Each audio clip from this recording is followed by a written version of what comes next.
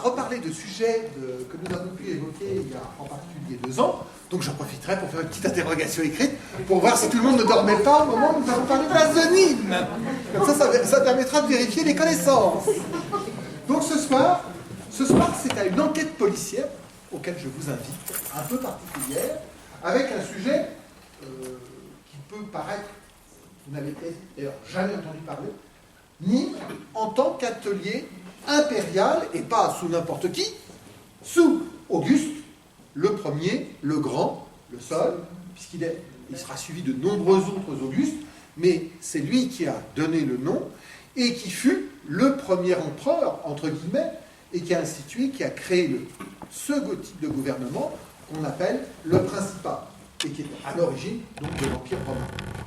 Donc cette question est quand même très intéressante, et en fin de compte, vous allez voir qu'elle est beaucoup plus grande. Vous pourrez répondre oui ou non tout de suite, mais vous allez voir qu'en fin de compte, quand nous arriverons au bout de l'enquête, c'est pas du tout aussi évident, et je ne suis pas sûr de vous apporter de réponse ce soir, à moins que ce soit vous qui m'en fournissiez une ou plusieurs.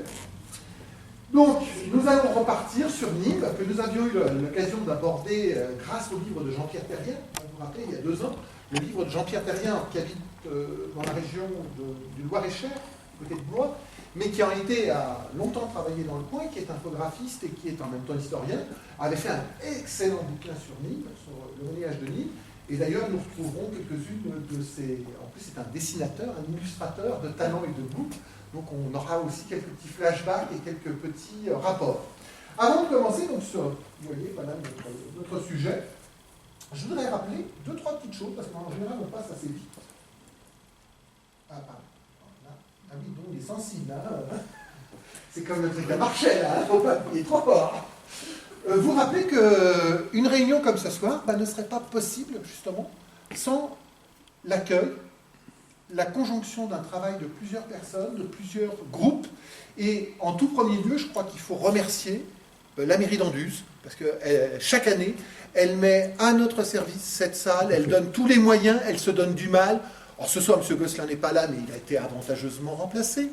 J'ai encore eu le droit, je n'ose plus me montrer. Hein. Il est arrivé. Mais en attendant, je crois que c'est très important, quand on a le soutien d'une administration ou d'une école, d'une mairie, ça montre déjà l'intérêt que les gens peuvent avoir. Et je pense que pour Anduze, c'est important qu'il y ait ce genre de conférence, parce que c'est un lien. Vous allez voir que ce soir, on va parler, alors pas beaucoup, on n'aura pas un exposé comme la première année de 2 heures sur Anduze. Mais en attendant, Anduze va revenir un petit moment. Vous verrez pourquoi. Je ne vous le dis pas tout de suite, mais on le découvrira tout à l'heure. Et je pense qu'il faut vraiment, vraiment remercier, parce que c'est important. Toutes les mairies ne le font pas. Et si on n'avait pas cet accord-là, ça pourrait disparaître un jour. Hein. Il faut penser qu'aujourd'hui, la culture, ce n'est pas si répandu que ça. Elle est importante, on le voit bien au niveau des écoles, à plein de niveaux. Et que si on veut continuer à pouvoir parler demain, dans 10 ans, dans 2000 ans d'histoire, c'est aujourd'hui qu'on prépare le travail. Et qu'on peut le faire parce qu'il y a des gens qui, à 10 ans, 50 ans, 100 ans, ont fait le boulot avant nous. Car rien ne s'invente. Si on n'avait pas eu nos prédécesseurs, on ne pourrait pas parler de ce sujet-là ce soir, et nous verrons pourquoi. Donc, la mairie d'Anduze, le deuxième participant vraiment très important, et bon, là, je vais passer la brosse à reluire ou la pommade, c'est Club Numismatique Cévenol, dont le siège est à Alès, mais dont le cœur de la plupart de ses membres est ici, à Anduze. Parce que c'est pareil, c'est dans ce cadre de... je crois que maintenant c'est pratiquement la 9e ou 10e année. Hein, c'est la 8e. 8e année donc, de conférence. Donc un cycle qui s'est perpétué. Au départ, j'étais venu en me disant, allez, on va leur en faire une, et puis ils me laisseront tranquille. Puis en fin de compte, j'aimerais pas que ça dure trop longtemps quand même, hein, parce que à force, je risque d'être en moins bon état. Mais en attendant, c'est grâce aussi au Club Numismatique Cévenol et à ses présidents successifs, à ça, un groupe, ça aussi c'est très important. Il faut penser que c'est parce qu'il y a plusieurs personnes qui travaillent ensemble, qui font des choses ensemble, que ceci est possible aussi ce soir. Et je crois qu'il faut les remercier. Vous savez que la conférence est l'élément qui précède toujours la bourse qui a lieu le lendemain. Donc la conférence ce soir, mais il faut aussi venir demain à la bourse, parce que c'est en quelque sorte la récompense du club. Un club, ça se réunit tous les mois, mais ça n'a qu'une bourse par an. Et en été, quand il y a 500 ou 600 visiteurs qui viennent le dimanche entre les 9h et les 17h30, ça, c'est la récompense du club, parce que ça veut dire qu'ils ont fait le boulot et qu'ils ont eu le retour de ce travail. Les gens sont venus.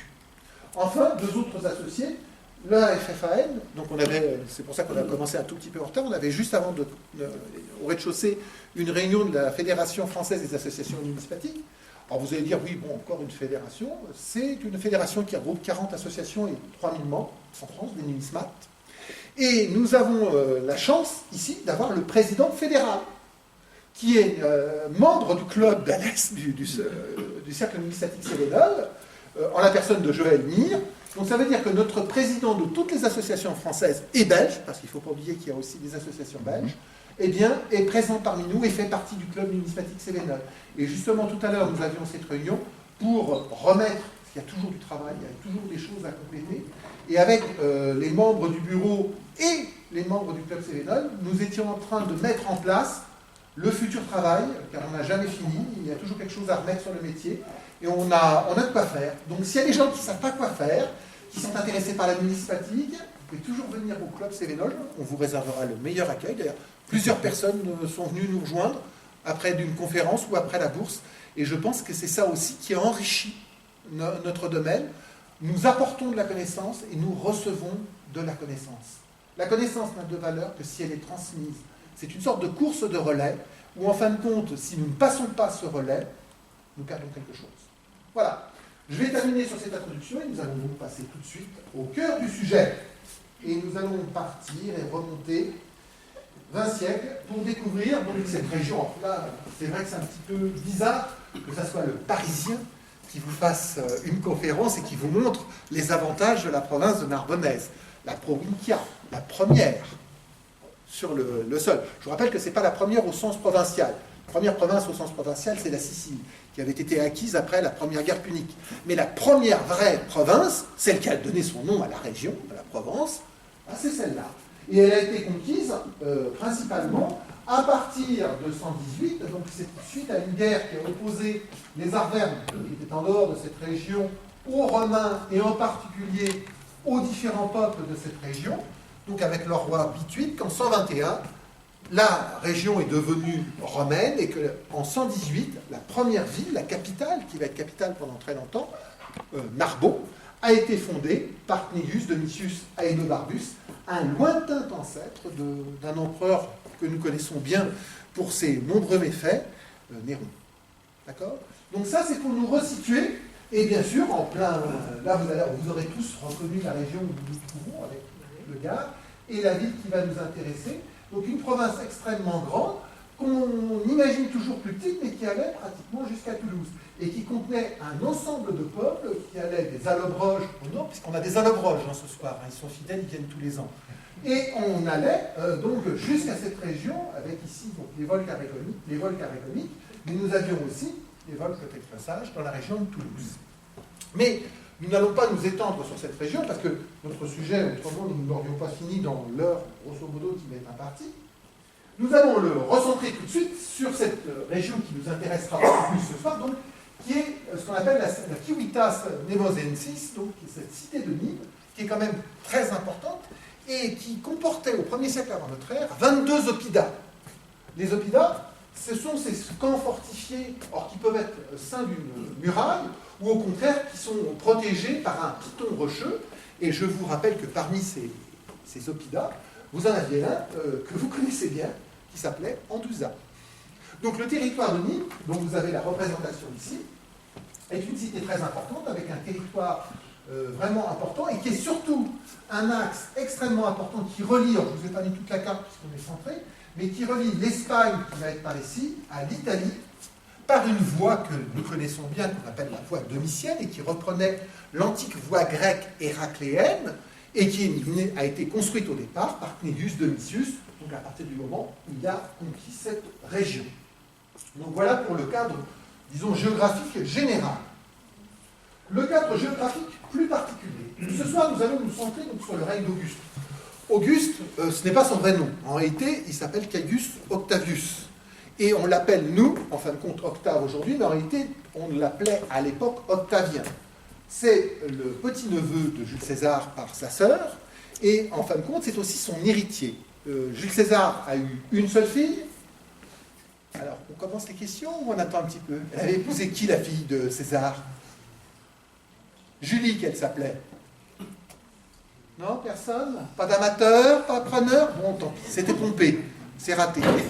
Donc, et il n'a eu qu'une fille, il n'a pas eu de garçon, et quand il meurt assassiné en 1944, au site de Mars, on ouvre son testament et on découvre, donc certains pensaient que ça serait Marc-Antoine ou que ça serait Brutus, son fils adoptif. C'est en fin de compte, il a adopté son petit-neveu, Caius Octavius, et qui va devenir Octave, Octavien, et qui est plus connu pour nous sous le nom d'Auguste. Alors pourquoi Auguste et Nîmes? Qu'est-ce que ça vient faire? Déjà, premièrement, parce que c'est le sujet. Nous sommes en plein dans notre sujet, puisque ce soir, nous évoquons l'atelier impérial de Nîmes sous l'empereur Auguste. Alors pourquoi Auguste à Nîmes? Tout simplement à cause, alors là il faut remonter quand même beaucoup plus haut, à cause de cette région. Ici vous avez le centre de la ville de Nîmes à l'époque antique, avec le dénivelé. Donc c'est là où on se rend compte que pour monter à la tour Magne, là-haut, il faut un certain courage et des jambes, parce que ça grimpe quand même pas mal, et que cet ensemble cultuel est connu depuis le VIe siècle avant Jésus-Christ. VIe siècle, c'est pratiquement la période où les premiers établissements grecs se sont fondés dans la région. Je vous rappelle que la première installation grecque dans cette région, c'est Marseille, vers 600, et aujourd'hui on a plutôt tendance à descendre entre 600 et 580 avant notre ère. Donc Nîmes était un lieu cultuel très important. Pourquoi? Parce que justement, ici, vous avez un oppidum avec la tour Magne, donc qui est à 112 mètres au-dessus du niveau de la mer, alors qu'en bas de la colline, on est environ à 60 mètres, et qu'au niveau de l'amphithéâtre, qui ne sera construit qu'au IIe siècle, on est à 44 mètres. Donc un dénivelé assez fort, et que ici, autour, au pied même de la colline, nous avons une dépression hydrographique très importante, ce qu'on appelle aujourd'hui la fontaine d'Auguste, et qu'en réalité, cette fontaine a été un lieu de culte dès l'époque celtique, sous le nom de Nem, puis de Nemosus, ou de Nemosos en grec. Et qu'à cet endroit, donc avec cette fontaine, on a construit, dès vraisemblablement le IIe siècle avant Jésus-Christ, tout un ensemble qui permettait de venir aux sources. On sait que pour les Celtes, d'ailleurs comme pour tous les peuples indo-européens, l'eau est très importante. Et la plupart aujourd'hui de nos grandes cathédrales, de nos grandes églises, sont souvent construites à la place d'anciens temples qui étaient voués à des divinités marines. Il suffit d'évoquer Lutèce, ou tout simplement, pour ceux qui le connaîtraient, le site de Grand dans les Vosges. Et en fin de compte, ces lieux étaient des lieux prophylactiques, car associés à ces divinités fluviales, marines, était associé à un rôle curatif, c'est-à-dire de guérison. Et ce que vous avez à Nîmes aujourd'hui, comme un ensemble qui a été complètement rebâti au XVIIIe siècle et aménagé, d'ailleurs dans le style du XVIIIe siècle, et qui est la vision que vous avez aujourd'hui, était dès l'époque celtique un lieu où les gens venaient se faire soigner. Alors attention, n'imaginez pas le médecin avec la consultation à 25 euros. 25, oui, puisqu'on vient de passer à 25. Non, non, c'est pas du tout ça. En général, il faut que quand vous arrivez dans un temple, vous allez, ou une source, vous devez vous préparer. Vous allez être en incubation. Incubation en latin. C'est-à-dire, non pas qu'on va vous inoculer la maladie, mais que vous devez vous préparer spirituellement à être guéri et à prier le Dieu pour qu'il puisse intercéder en votre faveur et exaucer votre vœu. Donc, le contexte que vous avez ici autour de la fontaine va être un contexte qui va permettre aux gens d'avoir une sorte de périple, un petit peu comme à Saint-Pierre-de-Rome. Vous arrivez, vous rentrez dans une amphithéâtre qu'on appelle un cryptoportique, vous avez un endroit où vous pouvez vous faire vos ablutions et vous préparer à recevoir le message du Dieu, et ensuite, c'est pendant la nuit, où par le rêve, vous allez avoir la solution à vos problèmes. J'ai demandé pour mon genou, ça ne marche pas encore. Peut-être que j'ai peut-être pas assez prié ou j'ai peut-être pas assez incubé. Et le lendemain matin, si ça a marché, vous êtes guéri. Et qu'est-ce que vous faites? Alors, vous allez faire un don à la source. Alors, il y en a qui le font en arrière, quand vous êtes à Terni, en Italie. Vous allez donner de l'argent, ou vous allez déposer un ex-voto disant pourquoi vous remerciez le Dieu. Ça se fait encore aujourd'hui, il suffit d'aller dans nos églises.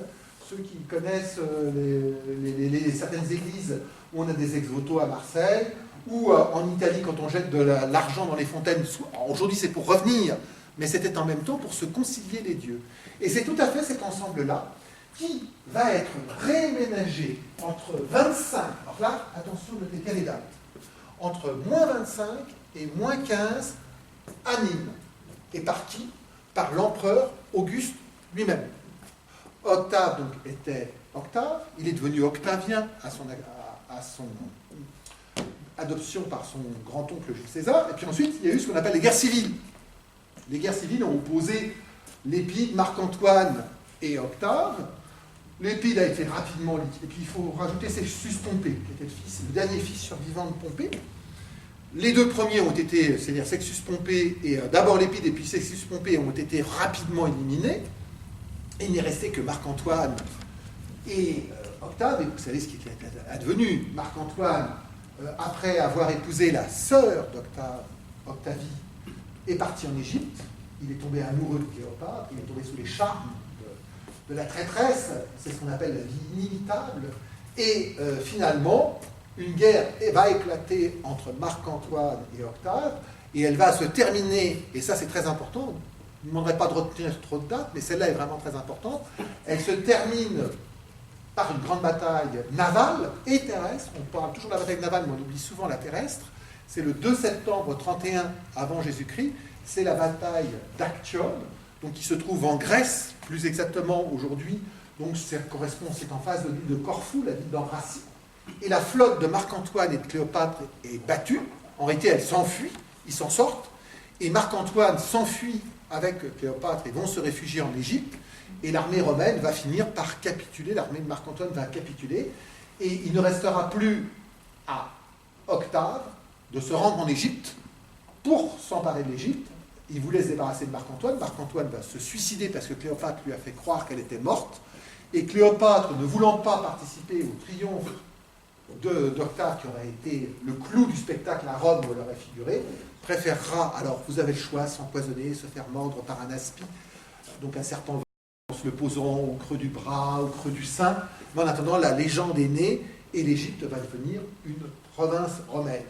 Octave, après cette grande victoire qui amène une nouvelle province, ce n'est pas une province impériale, ça va être une province propriété de Octave lui-même, aura un très grand triomphe en 29, et là, nous allons rejoindre la petite et la grande histoire. Mais il fallait aborder ces points pour pouvoir comprendre tout ce qui va suivre. Et voir pourquoi nous avons certains symboles. Donc, date importante à retenir. Ensuite, c'est le 16 janvier 27 avant Jésus-Christ. Octave reçoit le bouclier sacré du Sénat et le titre sacerdotal religieux d'Auguste. Avec deux, vous verrez ça aussi, c'est très important, deux arbres, deux lauriers, et vous verrez qu'on les verra sur les monnaies, et il devient ainsi l'empereur, Auguste, le chef du Principat, et à partir de ce moment-là, à partir de 27, nous ne l'appellerons plus Octave, mais désormais, il s'appelle Auguste.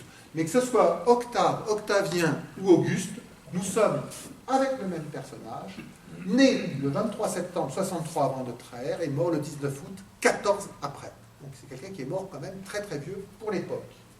Et important pour notre sujet ce soir, c'est lui qui donc entre 25 et moins 15 a restauré un lieu de culte à l'origine celtique, lieu de culte des volcans récomiques, l'a transformé complètement tout en lui gardant son aspect religieux.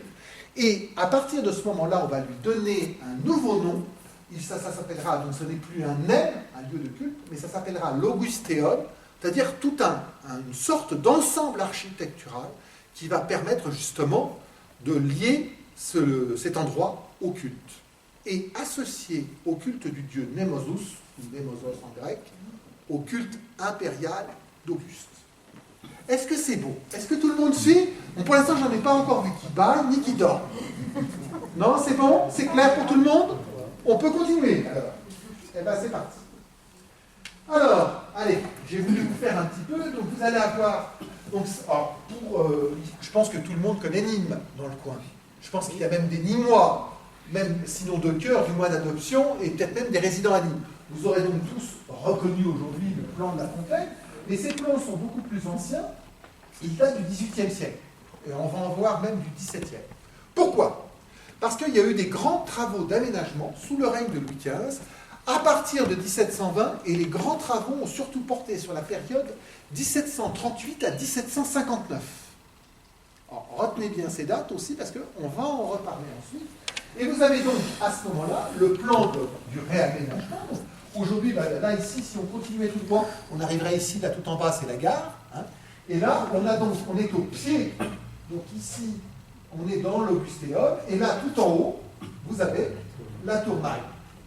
Ici, vous avez la fontaine a été curée en 1739 pour pouvoir justement la nettoyer et vérifier le phénomène hydrographique qui avait été relevé dès la période précédente. Et là, vous avez une vue, justement, en perspective avec la Tourmaille. On va continuer, et vous allez avoir un autre plan, cette fois-ci du XIXe siècle, vous montrant, justement, le réaménagement terminé. Donc ça, c'est un plan qui date du début, fin 18e, début 19e siècle, donc il vous montre le réaménagement qui est grosso modo conforme à ce que nous avons aujourd'hui. Et nous allons en voir quelques exemples. Avec ici une vue. Alors ça, c'est la vue la plus ancienne en perspective. Or, on voit bien l'enceinte. Donc, 25 avant, 15 avant. Pourquoi? 25, c'est le réaménagement de l'Augustéum, donc de ce centre cultuel. Et 15, c'est la grande date pour Nîmes. Parce qu'à partir de ce moment-là, Nîmes va être pourvu d'une enceinte, donc qui reste de très grandes traces aujourd'hui avec plusieurs portes, dont la porte d'Auguste et la porte de France. Elle comprenait au départ plus de 6 km d'enceinte. C'est la plus grande enceinte de Gaule. D'autre part, elle avait 80 tourelles. Et il y avait au moins 5 portes. Alors qu'en général, dans les villes classiques romaines, vous en avez 4. 2 pour le Decumanus et 2 pour le Cardo, qui sont les principaux axes qui se rejoignent jusqu'au forum. Vous savez où est le forum de Nîmes? Il n'y a pas d'écho. Bon, le forum de Nîmes, aujourd'hui, est à côté de la Maison Carrée. Mais la Maison Carrée elle-même sera construite après cette période de 15 avant Jésus-Christ. Là, nous allons rester justement dans le début de la période, qui va depuis, grosso modo, la bataille d'Actium, et on s'arrêtera aux alentours des années 10 avant Jésus-Christ. On débordera un tout petit peu, mais on reste dans ce contexte-là. Donc voilà pour la situation de Nîmes. Donc là, vous aurez reconnu aujourd'hui, c'est une vision aujourd'hui actuelle, mais le plan actuel, donc, qui est un plan du XVIIIe siècle, reprend exactement au niveau de la fontaine l'empreinte qu'elle pouvait avoir avant le XVIIIe siècle, c'est-à-dire à l'époque romaine. Et ici, derrière, vous avez ce qu'on appelle improprement le temple de Diane. Donc ce temple a posé de nombreux problèmes. Alors ici, là vous ne l'avez pas, mais on le verra tout à l'heure, le temple de Diane a posé de nombreux problèmes parce qu'on a longtemps pensé que justement c'était un temple, alors pas forcément à Diane, mais un temple. Puis ensuite, à un autre moment, on a pensé que c'était une bibliothèque. Le seul problème, c'est qu'il n'y a pas d'ouverture. Alors c'est gênant pour lire le soir. Et aujourd'hui, on imagine que ce pourrait être la pièce où justement les gens incubaient. C'est-à-dire qu'ils passaient la nuit dans cette pièce-là, sombre, qui leur permettait de se recueillir avant de se rendre à la fontaine.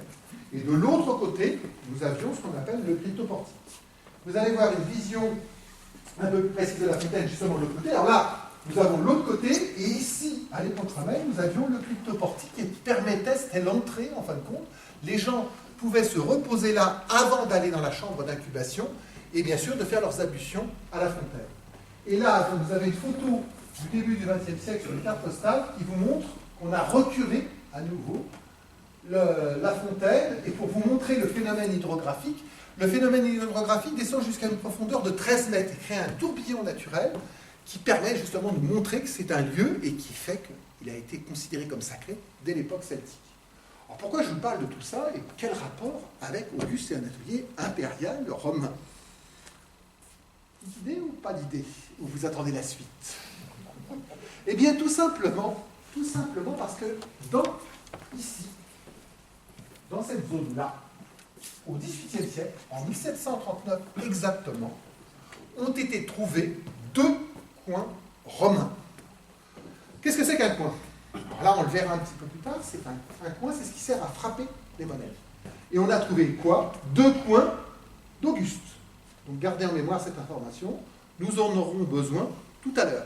Mais donc, tout notre cheminement depuis le départ, c'est pour nous amener à ces deux coins, et ils ont donc été trouvés dans la fontaine.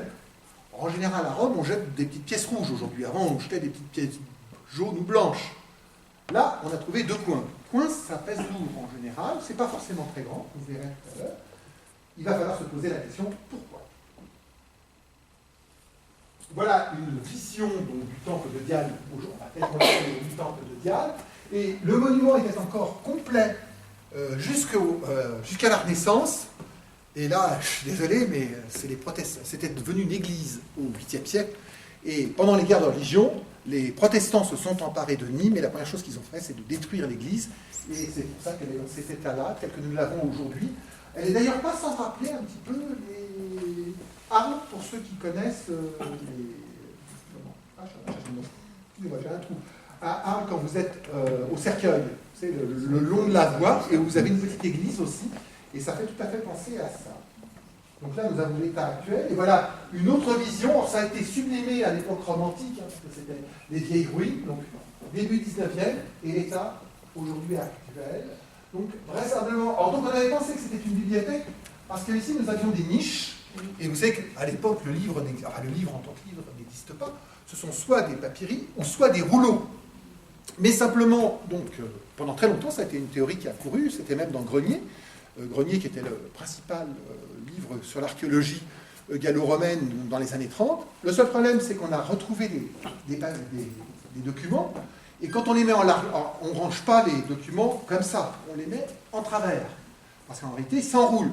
Et on a vu que les documents étaient trop larges, de toute façon, que ça ne pouvait pas contenir une bibliothèque. Et c'est pour ça qu'aujourd'hui, l'idée voudrait que ça soit cette chambre d'incubation. Enfin, donc tous, je pense que vous la connaissez, parce que c'est la première chose, et c'est celle qu'on voit de plus loin. Il suffit d'être sur l'autoroute A9, aujourd'hui on la voit très loin. Quand on arrive à la gare, c'est la première chose qu'on voit, c'est la tour Magne. Donc telle que vous l'avez aujourd'hui, donc qui est construite sur un monument celtique datant du IIe siècle avant notre ère, et qui a été remanié à l'époque augustéenne, et qui sera encore remanié au IIe siècle, au moment du règne d'Adrien. Et vous avez ici une restitution de cette même tour Magne par Golvin. Golvin est un architecte, archéologue, qui a fait énormément de choses sur toute la Gaule. Et là, il a fait une restitution de la tour Magne avec une partie justement de l'enceinte, puisque la tour Magne se trouvait prise dans cette fameuse enceinte extrêmement grande de la ville. Alors, au niveau de la Gaule, Nîmes est la troisième ville qui a la plus grande enceinte. Et cette enceinte n'est pas militaire. D'accord? C'est ça qui est important. On aura des tas de villes, au IIIe siècle après notre ère, qui vont se couvrir, d'ailleurs en général sur un cercle beaucoup plus restreint, et qui seront des murailles défensives. Par exemple, il suffit de penser à Mans, mais à Autun, et je ne vous donne pas le nom d'Autun par hasard, et à Nîmes, c'est autre chose. C'est un véritable, c'est lié certainement à la religion et au culturel. Nous avons fini l'excursion archéologique. Est-ce que vous voulez une pause avant de commencer la numismatique? Non, c'est bon? Alors on est parti. Bon, allez, on va commencer les interrogations écrites. Alors, qui est le personnage qui est là? Ok, qu'est-ce que c'est derrière? Pourquoi crocodile? C'est l'Égypte. Ça symbolise l'Égypte, en effet.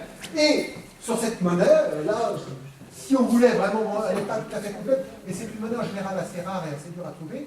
Donc, Aegypta, il nous manque la fin de la légende, Aegypta, Carta.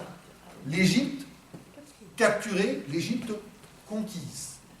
Et en effet, elle est représentée sous un crocodile, et la tête est nue, et là nous avons encore affaire à Octave, parce qu'il n'est pas encore auguste, c'est une monnaie qui est frappée avant 27, et vous avez un petit animal en dessous. Vous savez ce que c'est cet animal?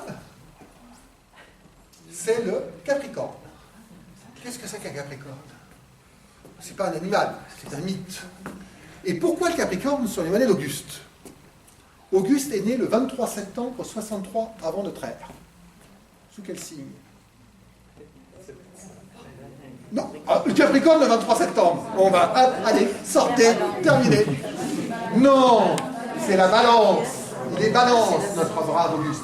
Auguste accordait énormément d'importance, beaucoup de ses congénères à l'époque, à la... Oh, pardon. Ça y est. À l'astrologie, merci. Et donc, il a fait représenter ce Capricorne. Pourquoi? il a reçu le titre d'Auguste le 16 janvier 27 avant Jésus-Christ. C'est... Voilà, rattrapage, c'est bon, vous pouvez revenir. C'est en effet le signe du Capricorne. Donc, il a mis ce signe astrologique qui va devenir son symbole, l'un de ses symboles très importants. Le Capricorne figure sur un nombre très important de monnayage du règne d'Auguste, justement pour rappeler que le 16 janvier... Donc, c'est à la fois astrologique et en même temps, c'est un rôle... Le terme d'Auguste est un terme sacerdotal, ce n'est pas un surnom, comme on aurait pu l'appeler Mimile, Marius ou n'importe quoi. C'est un surnom religieux. Sa personne devient sacro-sainte, on lui donne le clipeus virtutis, c'est-à-dire le bouclier de la virilité, de la vertu, et il reçoit ces fameux 2 lauriers, et pour rappeler cela, il va placer le Capricorne sur son monnayage, soit au droit, là c'est assez exceptionnel, soit au revers. Alors maintenant, tous vos stylos papier, interrogation écrite, on va voir si vous avez révisé, vous étiez censé savoir. Alors, on est en présence de quoi? Hein? J'ai pas bien entendu. Alors, l'as de Nîmes, c'est le surnom, mais c'est pas vrai. Voilà, un Dupondius de Nîmes. Pourquoi Dupondius? Tout simplement parce qu'il vaut 2 as, alors qu'on l'appelle l'as de Nîmes. D'ailleurs, je me rappelle que M. Gosselin avait fait un sacré jeu de mots sur ce truc-là, avec quelqu'un. Pourquoi 2? Parce que nous avons 2 têtes. C'est qui, lui? Agrippa. Et lui? C'est pas tout à fait vrai. Auguste. Agrippa et Auguste. Comment reconnaît-on Agrippa? Il a une couronne rostrale. Ça veut dire que c'est une couronne avec des... Qu'est-ce que c'est, la rostrale? C'est une couronne quoi? On appelle... Ça porte un autre nom, autrement. Mais rostrale, c'est le nom exact et c'est le nom qu'on donne dans les catalogues, dans les ouvrages. Voilà, c'est une couronne navale parce qu'elle contient un rostre. Et qu'est-ce que c'est que le rostre? Il faut expliquer un petit peu la bataille navale. Aujourd'hui, la bataille navale, c'est touché-coulé. On est E2, E4, terminé, on n'en parle plus. À l'époque, la bataille navale se fait de 2 façons. Soit vous emboutissez le voisin ou l'ennemi et vous vous servez du rostre, c'est-à-dire la pointe effilée, c'est une pointe en général, disons, qui est armée et durcie et qui va traverser la coque de l'adversaire et qui en général va amener le bateau à couler. Sinon, vous attaquez le bateau au grappin et vous l'abordez comme faisaient les pirates au XVIIe, XVIIIe siècle. Et vous vous servez, pour tout ça, des rameurs. Parce qu'avec la voile, vous ne pourriez pas manœuvrer. Donc en général, la bataille navale se fait en combat rapproché, et en général, ça tue énormément de monde. Et ça n'a pas beaucoup d'importance, parce que plus mauvais qu'un esclave, c'est un rameur. C'est la plus mauvaise condition d'une personne quand elle est libre. Rappelez-vous les films, nos films des années 50 avec Charlton Heston qui s'est retrouvé galérien. C'est vraiment pas un sort enviable. Donc, Agrippa est coiffé de notre couronne rostrale. Et ici, Auguste. Couronne de laurier. Donc c'est bien Auguste, parce que le laurier, ça va être la marque justement aussi distinctive qu'il a reçue en 27. Donc, après 27, il n'est pas toujours, mais il sera souvent lauréat. Et vous avez donc une légende, IMP, Divi Filius, Imperator Divi Filius, qui veut dire le vainqueur, fils du divin. Ça s'adresse à qui? Ça s'adresse à Auguste, et ça fait référence à César. Et de l'autre côté, nous avons cette fameuse légende, bien connue de nous tous, Nen, Colonia Nemusensis. Et nous avons un crocodile, c'est un crocodile, je ne vous dirai pas de quelle espèce, parce qu'il est un peu bizarre à utiliser.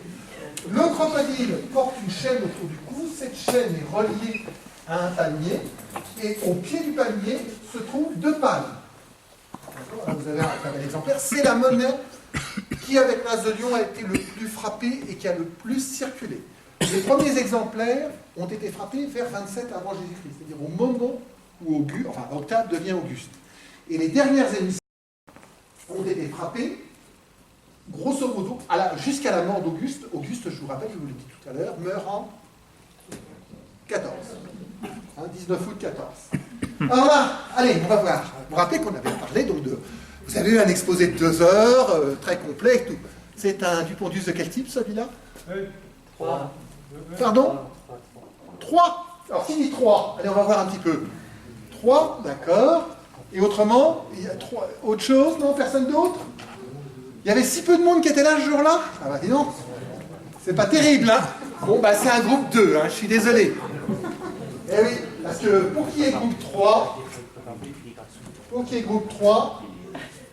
il faut qu'il y ait ça. Alors ça, c'est quoi? Ça veut dire quoi? Alors c'est pas port payé, hein. Ça marche pas, on l'a déjà fait. C'est le père de la patrie, Pater Patriae, titre qu'Auguste a reçu en 2 avant Jésus-Christ. Donc ce qui permet de dater bien nos émissions, puisque c'est... Oh, attention, ça ne veut pas dire que parce qu'il a fait paix, la pièce a été frappée en 2 ou en 1. Mais c'est la dernière émission, et cette émission-là est datée de 10-14. D'accord? Donc c'est la dernière émission, elle est frappée jusqu'à la mort, peut-être même postérieurement à la mort d'Auguste. Sur cet exemplaire, ce qu'on voit en plus ici, ce n'est pas une éolienne, hein, non, c'est une couronne. Donc nous avons un type complet. Pourquoi le crocodile? Pourquoi le palmier? Pourquoi les palmes? Pourquoi la couronne? Tout simplement parce que notre crocodile enchaîné rappelle que la colonie de Nîmes, donc la colonie de Nîmes, elle a été fondée quand?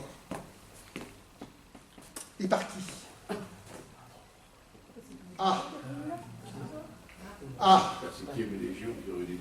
Pardon? Elle n'a pas été fondée par une légion, mais il y aura des légionnaires qui vont en effet venir y résider. Ça, c'est très important. Mais donc, Tiberius Claudius Nero, ça vous dit quelque chose? Vous voulez que je raconte l'histoire en 2 mots? Petite histoire de cul, époque romaine, ça vous dit? Ça va être sympa. Tiberius Claudius Nero a fondé Nîmes entre 44 et 43, c'est-à-dire à la fin du règne de César. Ça vous dit rien, ce Claudius Nero? Vous ne l'avez pas déjà entendu quelque part? Il n'a pas fondé d'autres villes? Celui qui brûla allègrement les bibliothèques? Il en a certainement brûlé pendant la guerre des Gaules, mais je ne pense pas qu'on avait beaucoup de bibliothèques dans ce coin-là à l'époque. Mais il est très intéressant, on verra, on le retrouvera autrement. Mais pas l'idée? C'est tout simplement la ville de Lyon. Il a fondé aussi la ville de Lyon. Et puis alors, il était connu. Il était marié avec qui? Il est marié avec Livie. Il est le père de 2 garçons. Le premier s'appelle Tibère et le deuxième s'appelle Drusus. Auguste est tombé follement amoureux. Il a vu sa femme, il a dit celle-là c'est pour moi, personne ne l'aura. Il l'a enlevée, il a dit à Tiberius tu te casses ou sinon je te casse la gueule. Et il a envoyé Tiberius se faire voir. Elle était enceinte de plusieurs mois de Drusus. Et Drusus est né dans la maison d'Auguste. Enfin, à l'époque, ça s'appelait encore Octave, puisque nous sommes en 38 avant Jésus-Christ. D'accord? Donc, ici, au revers, nous avons une monnaie avec notre crocodile. Il est enchaîné. Les palmes, la couronne c'est une victoire, c'est la victoire d'Actua. Et les palmes, on a longtemps pas su. Et on n'est toujours pas tout à fait sûr. Les palmes, c'est certainement une référence aux palmes que l'on rencontrait déjà sur les monnaies gauloises, les monnaies celtiques, de Nîmes, avant la guerre des Gaules, et qui symbolisaient peut-être le Nème. Le Nème, donc, c'est la source, mais c'est aussi en celtique le bois sacré. Car en effet, autour, d'ailleurs on l'a vu tout à l'heure sur les différents, pas sur les vues récentes, mais sur les vues les plus anciennes, pour aller à la Tourmagne, pour monter depuis la fontaine jusqu'à la Tourmagne, l'ensemble était au sein d'une forêt sacrée, et vraisemblablement, ces 2 palmes font référence donc à la source. Donc notre crocodile est enchaîné à un palmier qui rappelle la conquête de l'Égypte, et en même temps, avec le nom, Col Nel, nous avons peut-être un renvoi ici au lieu cultuel lié à la fontaine de Nîmes. Donc la colonie a été fondée en 44 avant notre ère. On va revenir un petit peu en arrière pour essayer de dater ce type-là. Parce que tout à l'heure, je n'ai pas oublié de vous donner la date. Alors donc, il y a 3 types. Je vous ai dit que le premier type est en 27 avant. Les premières pièces sont des pièces très lourdes. En général, pèsent plus de 17 grammes et peuvent peser jusqu'à 21 grammes. Et la particularité, c'est que surtout, Auguste est toujours tête nue. Alors qu'après, il va devenir, donc ça c'est le 2e type. Donc c'est pour ça qu'on distingue le premier du 2e type. Et même dans certains catalogues, on a 4 types, le 2e type étant la même pièce mais en poids léger, c'est-à-dire souvent des imitations du groupe 1, tandis que sur le groupe 2, Auguste devient l'oré. Et là, c'est très important. La datation de ces monnaies est très controversée. Premier groupe, 27-25. Troisième groupe, avant Jésus-Christ. Troisième groupe, 10-14 après Jésus-Christ. Ça vous laisse un trou entre 25 avant et 10 après. Et le deuxième groupe, il n'est pas daté de moins 25 à plus 10, il est daté, suivant les différentes théories, de moins 20 à moins 6, moins 4. C'est-à-dire qu'il est en plein dans la période qui nous intéresse. Rappelez-vous. Dédicace de l'Augustéon, moins 25. L'enceinte et les grands monuments de l'Augustéon, moins 15. Donc on est en plein dans la période. Il faudra s'en rappeler pour la suite. Est-ce que vous allez vous rappeler de tout? J'espère. Ah, enfin. Faut qu'il arrive à la combien? À la 20. Dans 17e diapo pour rentrer dans le sujet. Punaise, dans le temps c'était le hors-sujet et le mec était disqualifié, sortait, il n'y a plus rien à voir. Voilà l'objet, les objets du disque. Ces deux petites choses. Alors, imaginez pas, ça fait grosso modo 1,5 cm de hauteur. Celui-là était plus long, mais celui-là a disparu. Enfin, pour l'instant, il a disparu, et donc il n'est connu que par un dessin du XVIIIe siècle.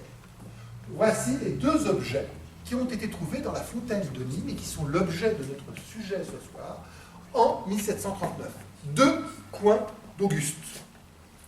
Et ces coins, donc un coin, qu'est-ce que c'est? C'est la pièce métallique qui est en général, donc ce sont des coins de droit, c'est-à-dire qu'ils servaient à frapper la tête, et ils étaient fichés dans un cépeau de bois, donc ils étaient enserrés, on amenait, et vous allez voir ensuite, on reviendra sur ces deux photos, comme ça vous allez voir, ce sera plus facile à expliquer.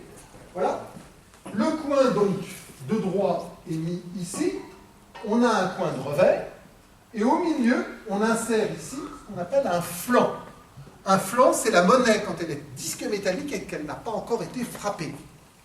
Ensuite, vous prenez le coin mobile, en général un esclave, et un marteau, et vous donnez un coup vertical de marteau sur le coin mobile qui va venir imprimer le flanc et par pression va imprimer les deux côtés de la monnaie.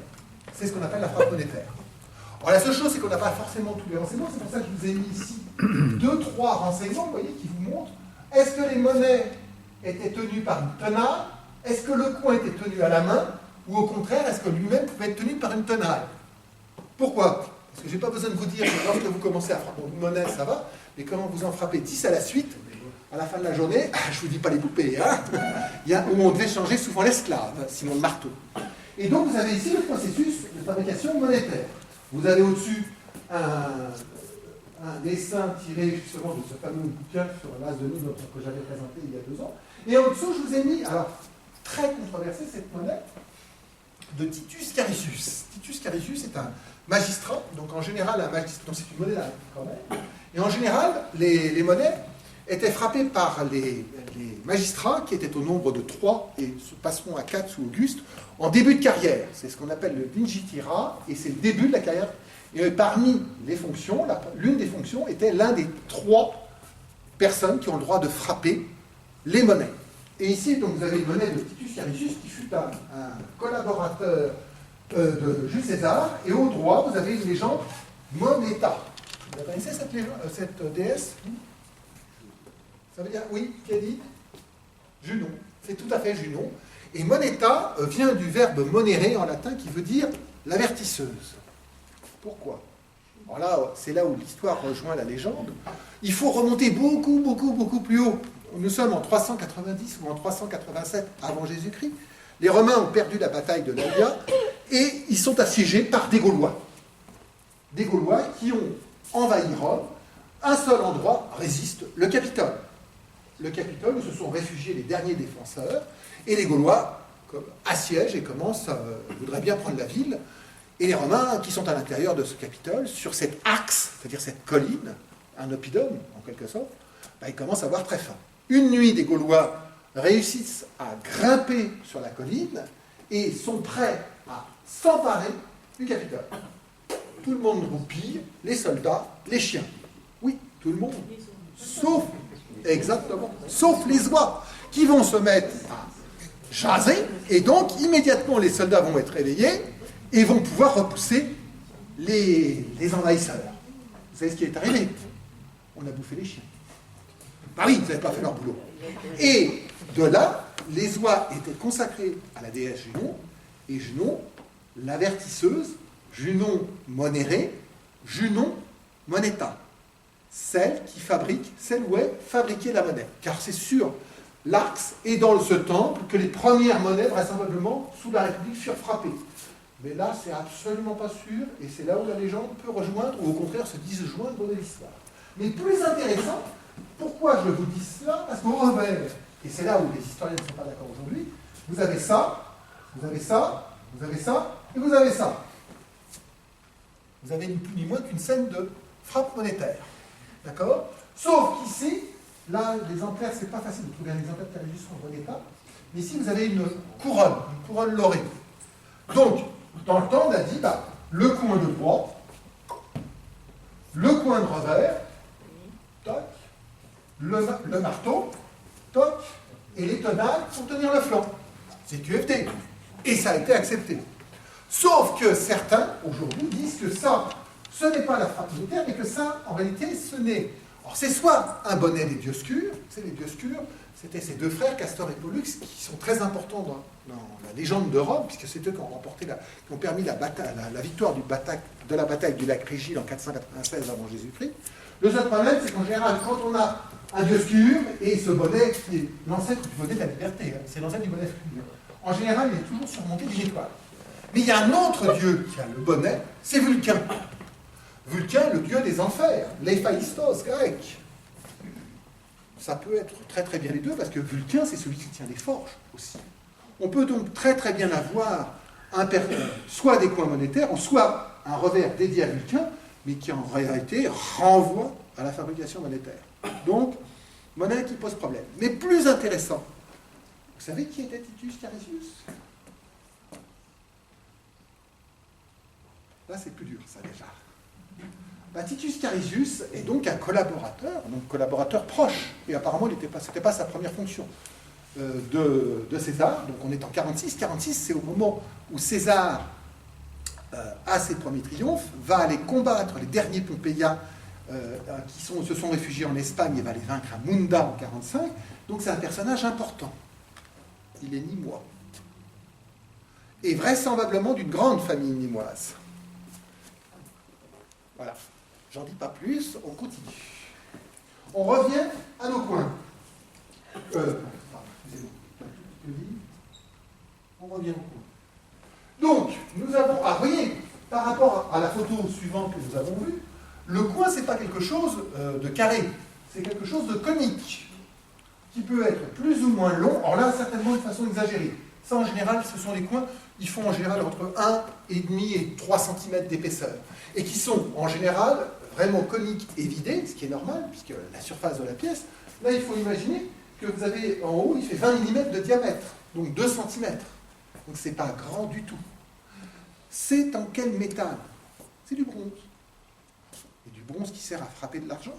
C'est du bronze cuit et recuit, ce qu'on appelle chauffé, parce que l'acier, ça n'existe pas. L'acier, ça sera découvert qu'au XIXe siècle. Mais en attendant, il faut bien frapper des monnaies. Et donc, pour les durcir, on va chauffer le métal, le laisser refroidir et le rechauffer. Soit il résiste, soit il casse. S'il casse, on passe à autre chose. Sinon, autrement, il est suffisamment dur et va pouvoir servir à frapper la monnaie. Avec un coin, à votre avis, combien vous pouvez frapper une monnaie? Voilà, je peux vous dire qu'on a beaucoup glosé. Donc là, vous avez le droit à l'erreur. Allez, combien? Attendez, on va commencer. Qui dit 1000? Qui dit mieux? J'ai 1000 à gauche. Personne ne dit mieux? Qui? Combien?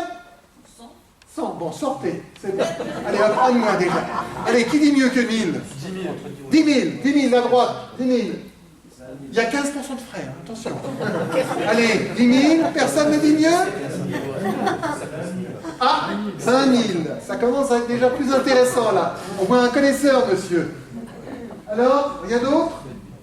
Eh bien, aujourd'hui, on s'est livré à des études. Alors attention, on ne s'est pas mis à frapper. J'ai connu quelqu'un qui s'appelait David Selwood, qui était le président de la Royal Numismatic Society.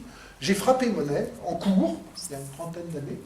Et alors je peux vous dire que moi, je ne ferais pas 20 000, même pas 100, moi je sors tout de suite. La pièce que j'ai réussi à faire, elle était tellement moche qu'ils ont été obligés de la recommencer 2 fois. D'accord? Mais on frappait en moyenne 20 000 pièces avec un coin de droit. 20 000. C'est-à-dire qu'avec ce coin-là, on a pu frapper, s'il a bien fonctionné, 20 000 pièces. Alors, il peut avoir cassé à la 3e, comme il peut avoir cassé à la 34 millième 698e. Mais en attendant, en moyenne, 20 000 pièces là. C'est très important. Or, c'est pour le coin de droit. Les coins de revers, on ne pouvait pas frapper autant. Les coins de revers s'abîmaient plus. Pourquoi? Parce que le coin de droit, il est ce qu'on appelle le coin normand. Donc, il repose le coin mobile, au coin de revers, on frappe le marteau dessus. Donc, il reçoit le choc, à part la main de l'esclave qui le tient. Et donc, il va s'abîmer beaucoup plus. En plus, se pose le problème de la frappe. Est-ce que ces monnaies étaient frappées à froid ou à chaud, ou à tiède? C'est-à-dire légèrement, le métal légèrement réchauffé. De toute façon, et de toute manière, quand vous avez frappé des pièces de façon continue, on pense qu'on pouvait faire donc, au minimum 4 pièces à la minute. 4 pièces. Au fur et à mesure que vous allez donc frapper, vous allez provoquer une translation verticale, cours de 4e de techno, et vous allez donc provoquer aussi un réchauffement, puisqu'à chaque fois que le coin tombe avec le coup de marteau, vous donnez une force qui va se prononcer sur la lamelle de ce qu'on appelle le flanc monétaire, et va donc provoquer une friction. Donc augmenter la température des 2 coins. Donc à un moment, vous étiez obligé de vous arrêter et de refroidir le coin. Donc de changer de coin. Ça sera intéressant pour la suite. Donc voilà un petit peu les explications. Se rappeler 20 000 pièces. Allez, maintenant, on va faire un peu de business. Ok? Qu'est-ce qu'on pouvait faire avec une monnaie? Alors déjà, savez-vous quel est le système monétaire romain? Le système monétaire romain est héritier de la République, il est lui-même héritier du système monétaire grec.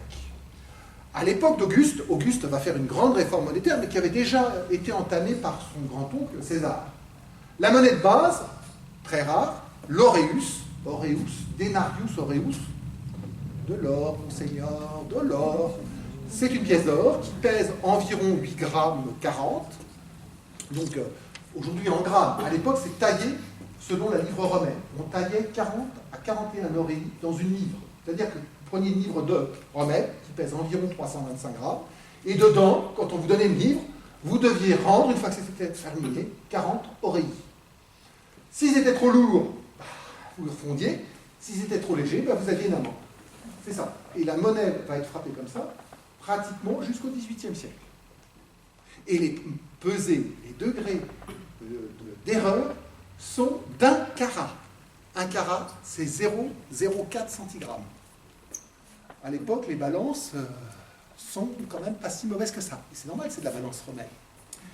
Et ensuite, notre aureus est divisé en 25 deniers, donc la monnaie d'argent. Donc ici, vous allez avoir l'aureus, le denier en argent, le sesterce. Le sesterce, c'est la barre. Vous savez, à Astérix, on est tout le temps en sesterce.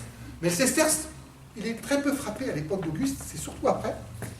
Et autrement, vous aviez le dupondius, et vous aviez autrement l'as qui était pas la plus petite monnaie.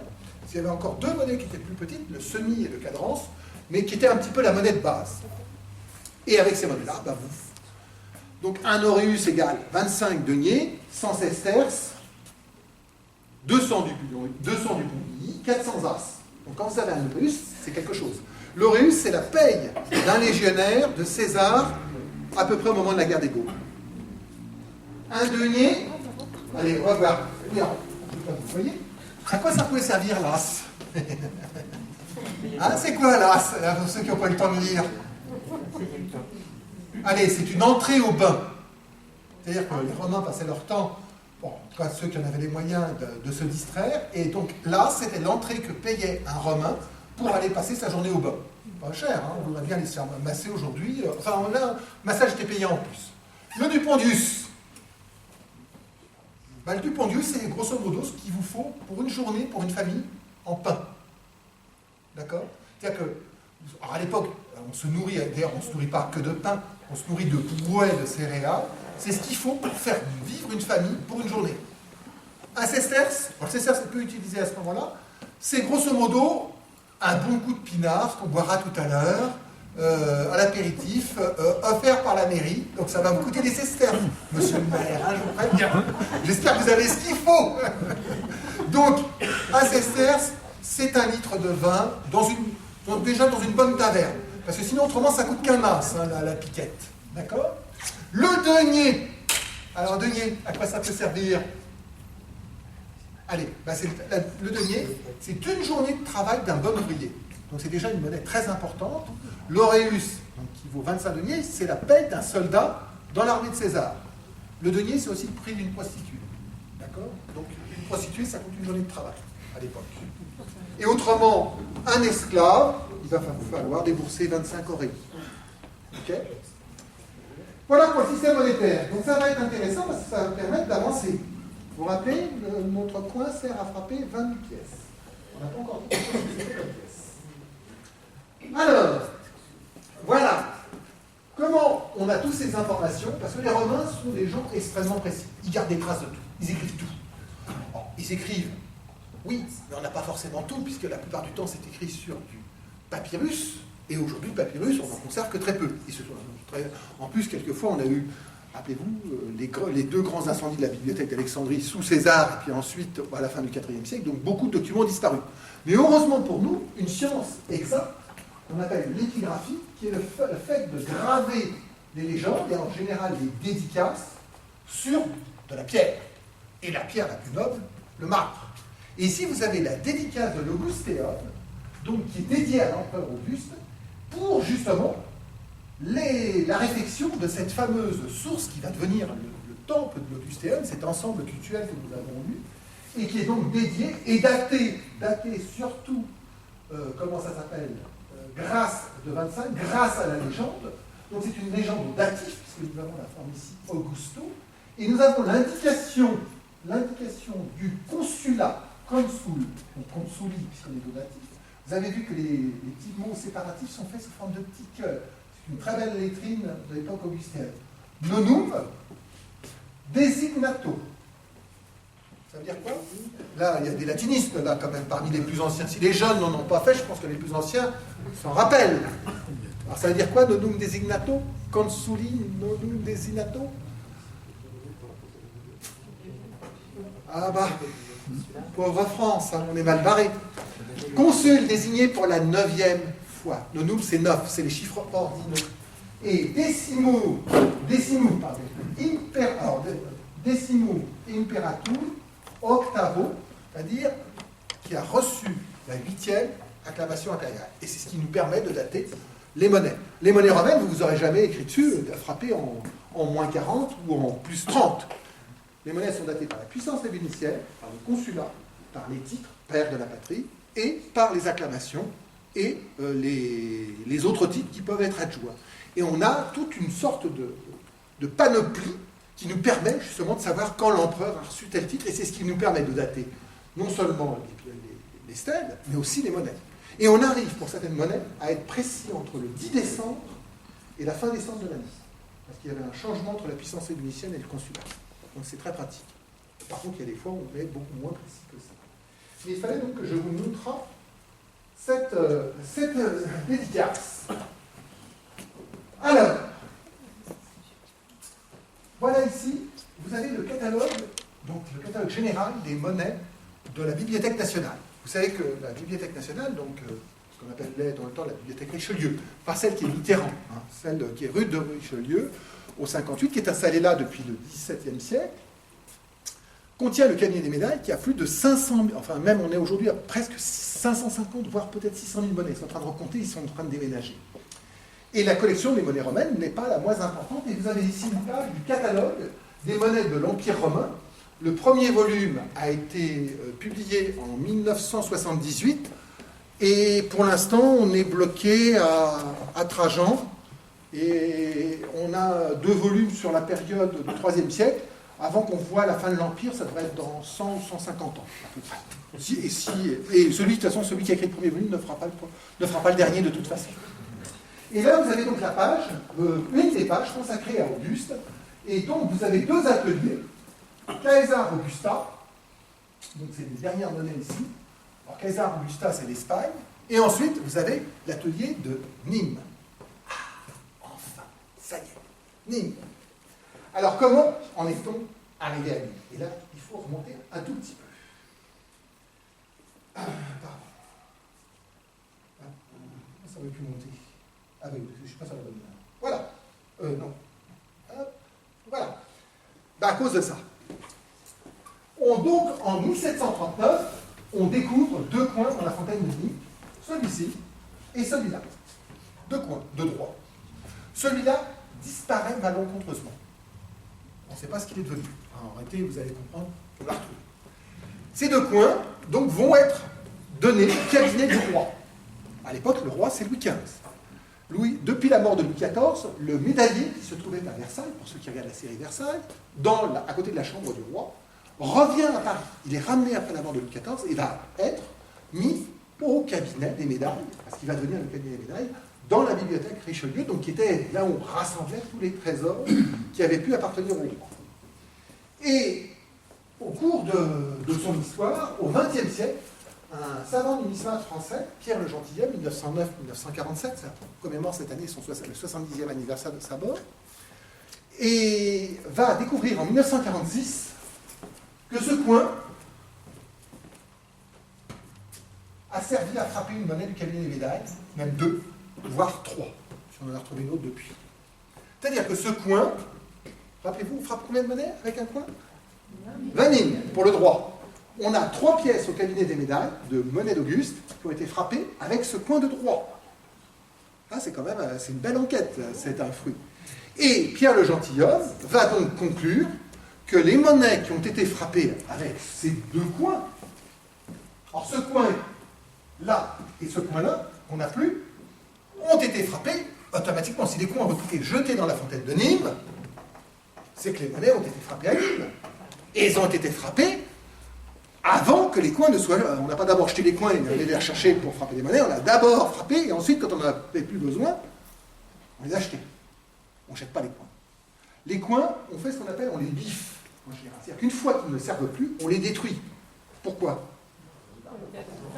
Ben voilà, quand vous avez une planche à billets de 500 €, vous n'allez pas la foutre dans l'eau, parce qu'il y aura toujours un abruti pour aller la chercher, et puis trouver du papier et de l'encre. Donc c'est exactement ça. Un coin, c'est précieux. En général, ils étaient enfermés chaque soir dans des armoires, tenus. Et c'est pour ça que les gens qui travaillaient dans les ateliers étaient aussi tenus au secret, c'était souvent des esclaves, et qu'on enfermait aussi.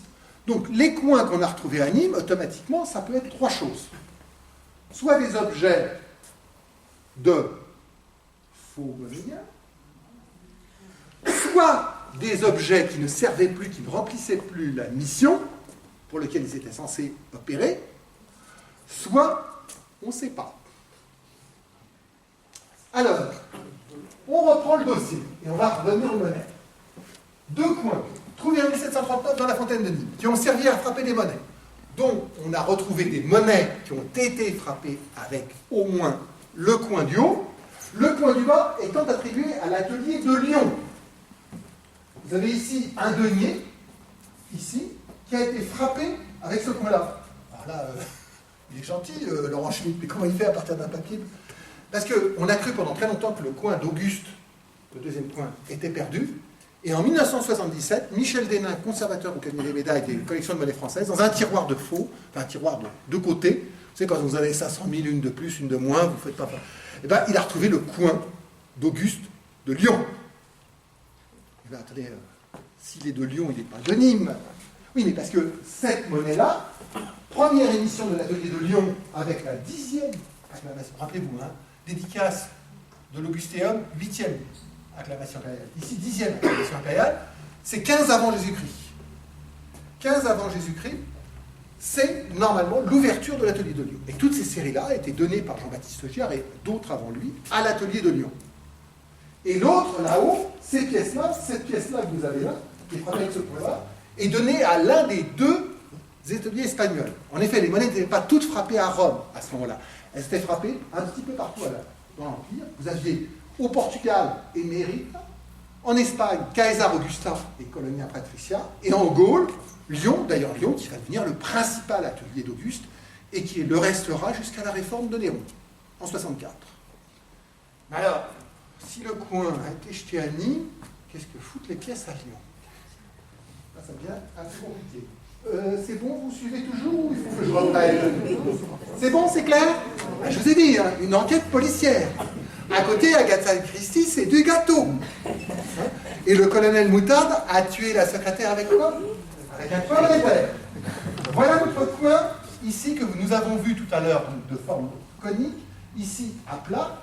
Et voici la série de monnaies. Donc, ce sont des monnaies avec au revers l'autel, un autel bien particulier qui est dédié à Auguste, et qui ont été frappés avec ces trois-là, avec le même coin de droit. 2 oreilles, donc 2 pièces d'or, et un denier. D'accord? Donc, la théorie de le gentilhomme, en 1946, ni une ni deux, j'ai la pièce qui a servi, enfin, j'ai retrouvé les pièces qui ont été frappées avec les coins étaient chez la Fontaine de Nîmes, toutes les pièces de Colonia Patricia, ainsi que les premières émissions de Lyon, en particulier la 10e salutation impériale, ont été frappées à Nîmes. CQFD. Terminé, plus rien à voir, on referme le banc. Seul problème, c'est que les Anglais, toujours les Anglais, ça sera toujours un problème. Les Anglais n'étaient pas d'accord. Et en particulier Mattingly, Harold Mattingly, qui était un des plus grands chercheurs anglais, ne voulait absolument pas en démordre. Il n'y a jamais eu d'atelier impérial à Nîmes. Nîmes est une colonie latine. C'est-à-dire qu'elle n'a reçu que le droit, le ius latini. Elle n'a pas le droit complet. Donc elle ne peut pas être un atelier, elle ne peut pas être un atelier romain. Elle ne peut être qu'un atelier colonial. D'où les Dupont-Dilly. Et puis, la deuxième théorie de Mattingly, vous ne pouvez pas avoir, rappelez-vous nos Dupont-Dilly, la deuxième émission, frappée à peu près quand? Entre moins 25, moins 20 et moins 8, moins 4. On ne peut pas avoir un atelier impérial d'un côté et un atelier colonial de l'autre. Ce qui était vrai à l'époque de Mattingly, il y a presque 80 ans, ne l'est plus aujourd'hui. On a découvert d'autres choses qui prouvent que ça peut arriver. Alors, pas sous l'époque d'Auguste, mais à d'autres époques. Donc la théorie ne tient pas. Mais plus embêtant, si c'est le coin de Lyon et le coin de Nîmes ont bien été trouvés à Nîmes et qu'ils ont bien frappé la première émission de Nîmes, la moitié de la production de l'Empire romain à l'époque d'Auguste, entre moins 20 et moins 15, est frappée ici, voilà, ici, à Nîmes. Nîmes, le plus gros atelier de l'Empire romain. C'est un scoop. Hein, là, bon, on va pas l'ébruiter, hein, parce que comme on n'est pas tout à fait sûr, si demain ça sort dans le journal, ils sont encore capables de mettre des bêtises. Mais en attendant, c'est quand même un problème. Alors, toutes ces monnaies-là, donc vous avez vu la planche que je vous ai montrée précédente, jusqu'à celle-là, et bien toutes celles-là, ça serait l'atelier de Nîmes. Et c'est ce qu'a dit d'ailleurs Giard dans son bouquin. Il a fait 3 éditions, 1988, 1996 et 2002.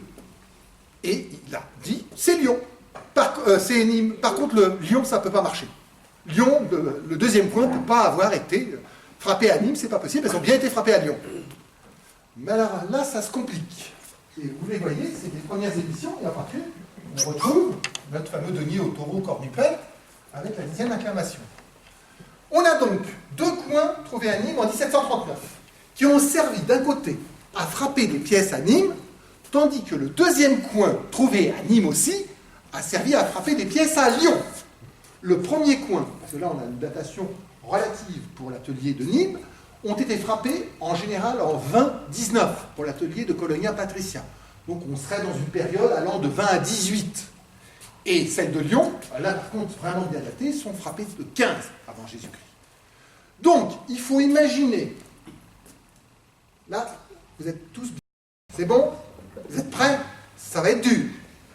Vous avez soit 2 mecs qui venaient en cure à Nîmes implorer le dieu Nem, Nemosos, et qui ont incubé la nuit d'avant, qui était tellement bourré qu'il y en a un qui en 20 acheté le coin de Nîmes, et hop, et en 15 le coin de Lyon. Enfin, 2 personnes différentes, bien sûr. Ouais, d'accord, il fallait vraiment, celui qui a écrit le truc devait l'être aussi un tout petit peu. Ça, c'est la première solution. La deuxième solution, c'est qu'on a 2 coins qui ont été conservés et qui ont été jetés en même temps. Donc, en en 15, après 15, puisque les pièces de Lyon sont de 15, de moins 15. Alors ça veut dire qu'il y avait un mec qui avait été chercher un coin à Nîmes, qu'il a gardé pendant 5 ans, et qui a attendu 5 ans pour récupérer le coin de Lyon et les jeter ensemble. Le seul truc, et c'est là où ça devient plus intéressant, je vous avais dit que ça serait... c'est que les coins, ils n'ont pas été jetés. Donc, est-ce qu'il y en a qui suivent encore? C'est bon? Ils n'ont pas été jetés. Ils ont vraisemblablement été insérés ou enserrés. C'est normal, c'est des coins. Non. On s'en est servi vraisemblablement pour orner une dédicace. Mais pas celle de 25. Parce que là, ça sera encore plus embêtant. La dédicace est de 25 et les coins sont de 19 et de 15. Il y a une deuxième dédicace en 15. Pourquoi? Parce que Auguste, il est en Gaule. Auguste, après la victoire, nous allons reprendre, il a vaincu l'Égypte, Cléopâtre liquidée, l'Égypte conquise, il est revenu à Rome, je reçois tous les titres, je fais mon quadruple triomphe, mais les guerres ne sont pas finies. Il y a toujours les Antiquinaires. Les Antiquinaires, à l'époque, c'est les Espagnols. Les Espagnols, ils n'arrêtent pas de se révolter, ils ne veulent pas de Rome, ça fait 150 ans que la guerre dure, il est obligé de partir avec Agrippa pour aller en Gaule, en passant par la Gaule, et il passe par quoi? Par la voie domitienne. Il vient d'Italie, c'est la plus courte, et c'est la plus sûre, pour aller en Espagne. Et là, on est en 20.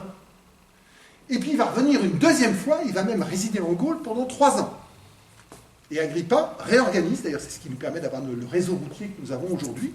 Alors si notre réseau autoroutier est extraordinaire, c'est à Agrippa que nous le devons, car il ne fait que copier le réseau romain, qui a été l'un des meilleurs, qui permettait de rejoindre l'Italie, donc depuis le sud, pour remonter par la voie rhodanienne jusqu'à Trèves, principale route, et de l'autre côté, en passant, rejoindre Boulogne pour aller vers l'Angleterre. Donc on avait une sorte d'autostrade, comme ils appellent ça, les latins à l'époque, routes qui font quand même, en général, 14 mètres de largeur, avec des remblais de 3 mètres. C'est pas une 4 voies, mais c'est quand même pas mal pour l'époque. On n'aurait pas roulé à la vitesse qu'on a roulé tout à l'heure, hein, si tu vois ce que je veux dire, Joël. Et donc, ces routes sont très importantes. Donc, Auguste est en Gaule à ce moment-là. Et on peut penser, en tout cas, Tessier, qui est l'auteur d'un ouvrage que je vous recommande à lire, vous voyez, tout ce que je vous dis ce soir, je ne l'ai pas inventé, je l'ai lu quelque part. Vous avez un très bon ouvrage sur Nîmes qui est paru maintenant il y a 2 ans et qui est excellent, en plus pas cher, et que vous, merci Yann, que vous pouvez vous procurer facilement, et qui justement raconte un petit peu tout ça. Alors il ne raconte pas tout ça, mais il vous donne une bonne partie de cette information, en particulier historique.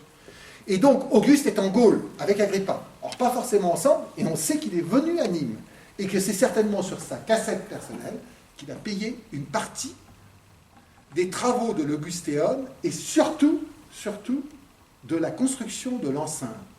Et il participera à la construction du forum, et en particulier à la dédicace du temple consacré à ses petits-fils, qui sont les fils de sa fille Julie et d'Agrippa, Caius et Lucius, qu'il a adoptés et qui sont censés lui succéder. Vous savez qu'ils mourront tous les deux. Vous savez qu'est-ce que c'est le temple de Lucius et de Caius aujourd'hui? Voilà. Ah, quand même, ça va. Je sais pas. C'est bon, ça va. Tout le monde est dedans. Voilà. Donc, nos 2 coins, est-ce que ça ne pourrait pas être une forme de démonétisation? On a conservé des coins. Auguste est en Gaule en 15, encore entre 16 et 13, et il a très bien pu venir en 15, puisqu'en 15, on a une dédicace de la porte d'Auguste, disant que c'est Auguste qui a restauré, puisqu'il y avait déjà une enceinte en torchis, qui a restauré la muraille de Nîmes. Donc là, ça devient très intéressant. Et à ce moment-là, les 2 coins auraient été démonétisés et utilisés pour sacraliser l'événement. Parce qu'un coin, c'est un objet précieux et un objet important. Alors, on reprend. Et ça y est, on est presque au bout. Ça va? Oui. On va voir. Alors, j'ai du vieillage, je ne sais pas où. Donc, voilà notre coin de Nîmes, le 2e coin de Nîmes, qui est donné à l'atelier de Lyon. Nous retrouvons notre fameux Titus Caricius. Et ça, c'est l'ensemble des coins. C'est qu'actuellement, pour l'ensemble du monde romain, on connaît moins d'une trentaine de coins officiels, dont la plupart, 5 ont été trouvés à Paray-le-Monial. Vous voyez, d'écho. J'ai pas d'écho. C'est où Paray le Monial? Oui, voilà, oui, parce qu'on a un Saône-et-Loire là-bas, donc c'est pour ça. C'est en Saône-et-Loire, absolument 5 coins. Auguste et Tibère. Qu'est-ce qu'elle allait faire des coins d'Auguste? On n'est pas très loin de Lyon, c'est vrai. Mais il n'y a aucune raison qu'il s'ait été à Paray le Monial. Et donc pour l'ensemble de l'Empire romain, on connaît des coins de faux monnayeurs, pour le faux monnayage, mais en coins officiels qui ont servi à frapper les pièces qu'on peut tracer, comme on l'a fait pour les deux que nous avons eus, trentaine de coins. Et ça, vous avez l'ensemble des coins du cabinet des médailles. Et nous retrouvons donc notre fameux coin ici de Nîmes. Donc des coins de droit ou des coins de revers. Vous avez que les coins de revers, le coin, ça c'est un dessin, en général, ils ont toujours la même forme. Ils sont coniques, alors que les coins de revers sont plutôt plats. Pourquoi? Parce qu'ils ont déjà reçu des coups de marteau, et donc la partie a déjà commencé à s'écraser.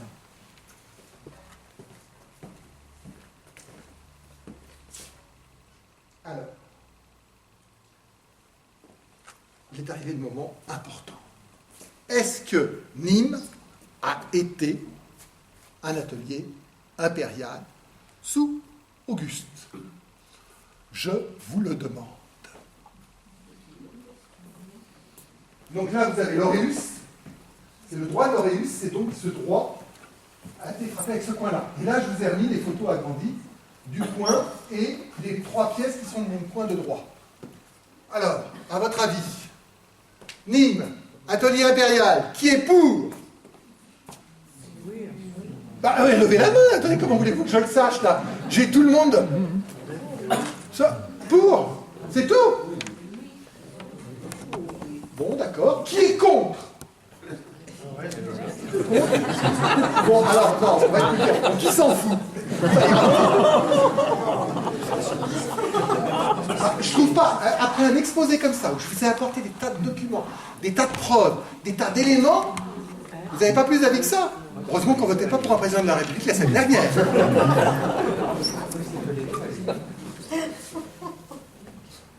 Eh bien, il y a un an, je vous aurais répondu, vous êtes vraiment tous mauvais. C'est bien sûr, c'est un atelier impérial. Bien sûr. Attendez, avec tout ce que je vous ai montré, oui, il y a le problème de Lyon. Lyon, je ne sais pas trop vous répondre. Pourquoi on a gardé un coin? Bon, bah, ça peut être un magouille ou un truc officiel. On a voulu pérenniser un événement important. Mais de toute façon, Giard a raison. On a la moitié de la production de Colonia Patricia qui a été fabriquée en Espagne. Et puis, on a à un moment donné, l'atelier d'Espagne avec Auguste est arrivé en Gaule. Et comme il était en Gaule et qu'il avait besoin certainement de payer des troupes et surtout de financer des travaux pour la construction la réfection de l'Augustéon et la construction des remparts, il avait un coin, il s'en est servi, puisque ce coin servait aussi bien pour l'or que pour l'argent. Donc il a pu frapper des oreilles et des deniers. Le problème, aujourd'hui, c'est qu'on ne sait pas. On ne sait pas. Pourquoi? Au congrès de Glasgow 2009, où j'étais, il y a eu une équipe, donc vous savez que le plus grand centre aujourd'hui de recherche sur les métaux, pour l'étude des métaux monétaires, se trouve en France. Ouais, à Orléans, Iramat, qui font de l'activation neutronique et qui permettent de faire analyser, ils ont analysé plusieurs centaines, voire plusieurs milliers de monnaies. Alors ça coûte très cher, hein, chaque analyse a un processus très important, et surtout, comme c'est un petit peu chaud, ça irradie la monnaie, donc on peut pas le... faut la laisser reposer avant de retoucher, sinon autrement vous allez avoir une drôle de couleur au bout de quelques jours. D'accord? Ils ont fait donc des analyses, ils ont pris une part des monnaies du cabinet des médailles, celles qui sont données à Colonia Patricia, celles qui sont données à Nîmes, donc la fameuse série là, et puis celles qui sont données à Lyon. Et ils se sont dit, on va avoir automatiquement, on repasse sur l'or ou l'argent, et là en l'occurrence c'est l'or, on n'aura pas un taux d'or très différent. Parce qu'on avait déjà eu des analyses sur d'autres monnaies qui avaient montré, tout le monde croyait, l'or d'Auguste vient d'où? À votre avis? Oui, c'est... l'Égypte. On a piqué tous les trésors de Cléopâtre, on les a ramenés, on a refondu tout, on a fabriqué... Ben non. L'or, vraisemblablement, n'est pas de l'or de... En tout cas, l'or frappé en Espagne et en Gaule n'est pas de l'or de réutilisation d'Égypte. Et l'or gaulois et espagnol présentent les mêmes caractéristiques avec les mêmes éléments traces, car on travaille sur les éléments traces, en particulier le palladium. Et donc, la conclusion de Diramat avec les chercheurs et les historiens, il n'y a rien qui permet de dire, au niveau du métal, attention, au niveau du métal, que ces monnaies ont été frappées dans des ateliers différents. Donc on revient à notre point de départ. Notre coin d'Auguste, de Nîmes, vient peut-être bien de Colonia Patricia. Ou sinon, tout l'atelier de Nîmes, toutes les pièces de Colonia Patricia ont été frappées à Nîmes. Donc on enlève un atelier espagnol. C'est bien fait pour leur... ça fait du bien. Ouais. Mais ça veut dire aussi qu'à ce moment-là, peut-être que les pièces de Lyon n'ont pas été frappées à Lyon.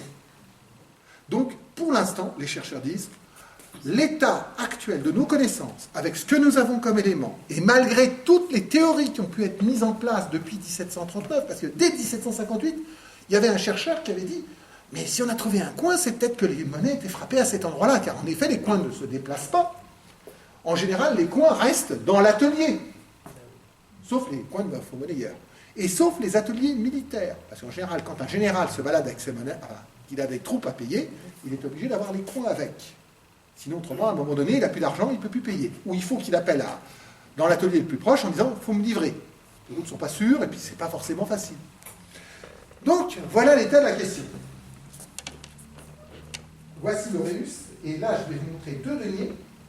Ça, c'est les fameux deniers d'Auguste. Donc, en général, donc, ils ont un portrait quand même assez particulier. Vous avez deux deniers différents, avec au revers, donc Caesar Augustus, et avec ces deux fameux lauriers. Ces lauriers sont très importants. Vous savez qu'ils seront cités par Suétone et surtout par Tacite. Ces deux arbres avaient été placés à l'entrée de la maison d'Auguste. Et vous savez ce qui leur est arrivé? Eh bien, ils sont morts tous les deux. Et ils sont morts quand? Eh bien, quand Néron s'est suicidé. Ce qui voulait dire que c'était la fin des Julio, donc de la dynastie, Néron étant le dernier descendant mâle des empereurs Julio-Claudiens, c'est-à-dire descendant à la fois des Julii et des Claudii. Et les deux arbres sont morts en même temps. C'est une légende, mais c'est une belle histoire. Et donc, ces monnaies-là se distinguent tout de suite. C'est-à-dire qu'aujourd'hui, quand vous voyez dans un catalogue, alors souvent les monnaies sont très mal classées, dans les catalogues, elles sont toujours mises à... Les Espagnols ne vont jamais mettre que c'est Nîmes, ça, il ne faut pas rêver. Mais même dans les catalogues français, alors les Anglais, j'en parle pas, parce qu'il y a eu, après Mattingly, Sutherland, un autre Anglais qui a dit, non, de toute façon, Giard, il s'est planté, de toute façon, c'est pas Nîmes, c'est bien l'Espagne. Donc, on ne voit pratiquement jamais cette inscription de Nîmes. Mais pourtant, l'atelier pourrait avoir existé. Voilà la reprise des fameuses pièces de Nîmes. Et je vais donc conclure en vous laissant le doute. Et ce soir, quand vous vous endormirez en regardant votre Dupondius au crocodile, Nîmes ou pas Nîmes? Là est la question. Merci beaucoup.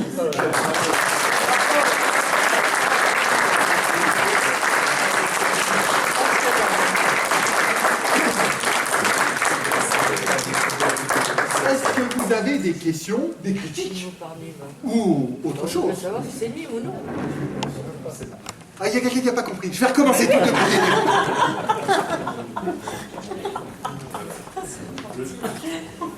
le début. Oui.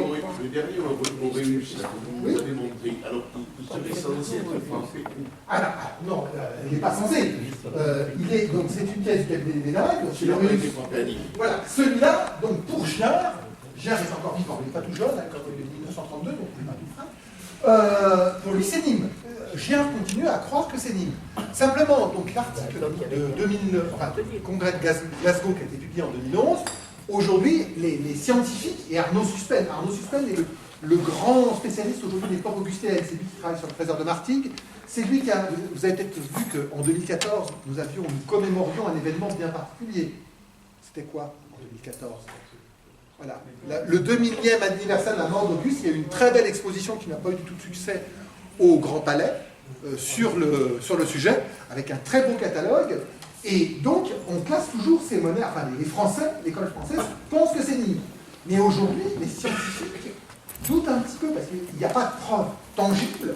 L'or, la qualité de l'or et les analyses ne permettent pas de dire ça c'est frappé à Nîmes, ça c'est frappé à Colmar, et ça c'est frappé à Nîmes. Ils ont tous les mêmes teneurs, les mêmes traces. La seule chose dont on est sûr, c'est que l'or n'est pas hellénistique. Donc cet or-là qui a servi à frapper ces années ne vient pas d'Orient, et encore moins d'Égypte. C'est tout. Donc ça peut être Lyon. Ah non, alors là, je suis certain, c'est pas Nîmes. C'est ou Colonia Patricia ou Nîmes. Car ces séries-là sont données en attention, les ateliers espagnols, Colonia Patricia, c'est où déjà? c'est en Espagne, c'est dans le nord de l'Espagne. Dans le nord. Voilà. Le truc est le suivant, on appelle ça, les Espagnols donnent Kaiser Augusta, Cordoba, parce que ça, 3 ateliers, enfin un portugais, 2 espagnols, c'est nous les meilleurs.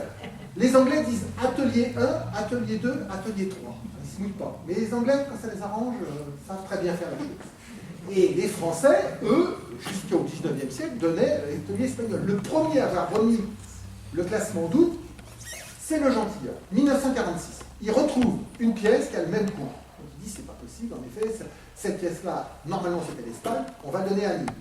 Ensuite, les nains confirment l'hypothèse de Jean-Pierre de 1677, et en plus, il retrouve le point de Lyon.